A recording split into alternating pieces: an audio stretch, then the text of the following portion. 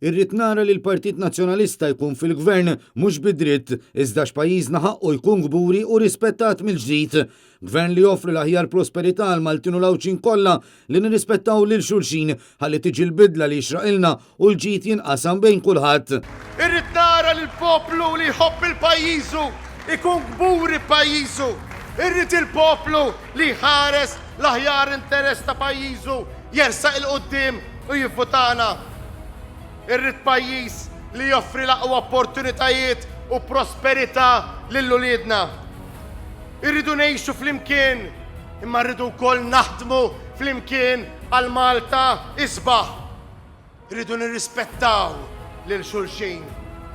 U biex nirrispettaw il-xulxin għandna obbligu illi nivvotaw u namlu bidla u nġibu bidla lil dan il-pajjiż. Dan kien l-impenn li jagħmel il-kap tal-Partit Nazzjonalista Bernard Grech meta kienet jindirizza folla numeruża f'Taslima fejn spjega l-ħolma tiegħu li flimkien nistgħu nagħmlu lil dan il-pajjiż wieħed li jirnexxi.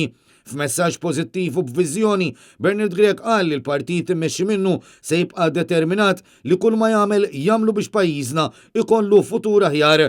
Il-Partit Nazzjonalista jemmen li pajjiżna jista' jirnexxi bis-sem ta' kulħadd. Bħalma jemmen Edi Fenekadami li għalkemm ġie attakkat ma beżax għax kien jaf li kien fuq in-naħa tajba tal-istorja u għax kien jaf li sewwa jirbaħ żgur. Lejla tal-uq snin Edi Fenekadami, Bernard Grech qal li l-Partit Nazzjonalista ma jistħi mill-ebda kap li kellu fl-istorja għax dawn dejjem poġġew il-prijoritajiet tal-poplu l-ewwel u qabel kollox. Edi għadu sal-lum jispira lil poplu wara li ġab il-bidla grazzi wkoll għat-tim formidabbli li kellu madwaru. Dejjem wera kif aħna kapaċi anke fl-Unjoni Ewropea wara li ġabilna d-demokrazija u d-dritt li nsemmaw leħinna. Edi, reġa' olla dik il-ħila u qalilna aħna kapaċi mhux biss pajjiżna imma kapaċi ukoll fl-Ewropa. U tagħna il-ħolma u dik il-ħolma huwa għamilha realtà flimkien ma' sħabu. Imma fuq kollox, Edi Fenekadami ġabilna id-demokrazija, ġabilna dritt li nistgħu nitkellmu, ġabilna dritt li nistgħu nħossuna kburin li nappartjenu lil partit mingħajr ma ħadd jipprova jazzarda, jattakkana jew jalqilna ħalqna. Il-kap tal-Partit Nazzjonalista qal li l-ħidma tagħna għandha tibqa' biex naraw li ħadd ma jibqa' lura biex inservu b'konvinzjoni u b'determinazzjoni li l-poplu jixraqlu l-aħjar.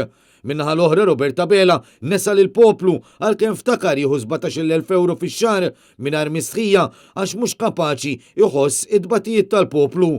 U prova jaħbi iżda nqabad mill-midja u biex jalaq in-nies se jagħti ċekk ta' 100 euro.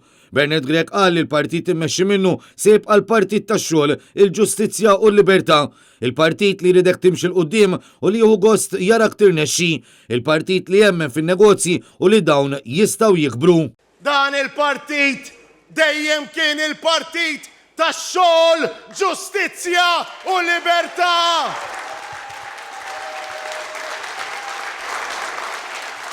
Dejjem kien u dejjem ser jibqa' il-partit tax-xogħol, il-partit tal-innovazzjoni, il-partit li jridlek il-ġid. Il-kap tal-Partit Nazzjonalista qal li jinsab konvint li llum il-ġurnata il-partit immexxi minnu għandu l-appoġġ ukoll tal-laburisti li qed jemmnu fih kif ukoll ta' nazzjonalisti li fil-passat ivvotaw lil Labour u li issa qed jażlu futur aħjar għal pajjiżna. Magħna illum għaliex rajt l-uċuħ u għaraftom għax kelmuni fl-uffiċċju tiegħi għaw laburisti illi għall-ewwel darba qegħdin jiddeċiedu illi jivvotaw lil dan il-partit biex jagħtu futur lilek.